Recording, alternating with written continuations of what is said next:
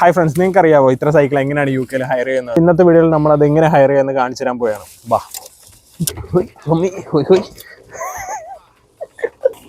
എടാ വാടാ.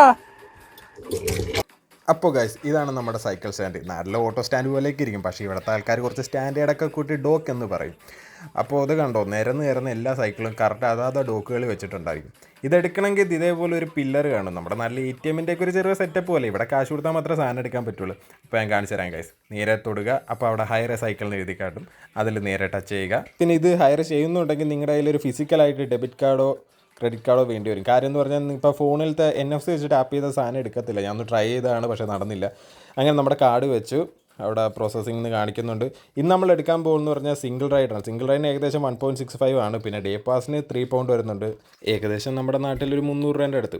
അങ്ങനെ നമ്മളെല്ലാം വായിച്ചു നോക്കി ടേംസ് ആൻഡ് കണ്ടീഷനൊക്കെ ഓക്കെ കൊടുത്ത് അപ്പോൾ അതേ നമ്മുടെ റിലീസിങ് കോഡ് വരുന്നുണ്ട് ഗൈസ്.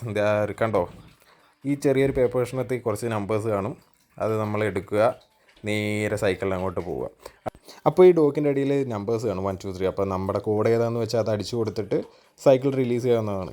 അങ്ങനെ നമ്മൾ സൈക്കിൾ എടുത്തു നേരെ അങ്ങ് ചവിട്ടി എങ്ങോട്ടാന്ന് വെച്ചാൽ പോക്കോ, ഒരു കുഴപ്പമില്ല. വേ ഗൈസ്, ഞാനിപ്പോൾ എടുത്തത് സിംഗിൾ റൈഡ് ആയതുകൊണ്ട് ഇത് ഏകദേശം ഒരു 30 മിനിറ്റേ നമുക്ക് റൈഡ് ചെയ്യാൻ പറ്റില്ല. അതിനപ്പുറം പോയാണ് അവന്മാർ ചാർജ് എടുക്കും. അത് കാരണം ഏറ്റവും നല്ലതെന്ന് പറഞ്ഞാൽ ഡേ പാസ് എടുക്കണം. അതിന് ഏകദേശം 3 കൊണ്ട് വരുന്നുണ്ട്. അതടിക്കുകയാണെങ്കിൽ നിങ്ങൾക്ക് ഫുൾ ഡേ റൈഡ് ചെയ്യാം. പക്ഷേ നിങ്ങളൊരു 30 മിനിറ്റ് റൈഡ് ചെയ്യുകയാണെങ്കിൽ അത് അടുത്ത ഡോക്കിൽ കൊണ്ടുപോയി വെക്കണം. എന്നിട്ട് അടുത്ത സൈക്കിൾ ഹയർ ചെയ്യണം. മനസ്സിലായോ? അപ്പോൾ ശരി ഗൈസ്, അടുത്ത വീഡിയോ കാണാം. ബൈ.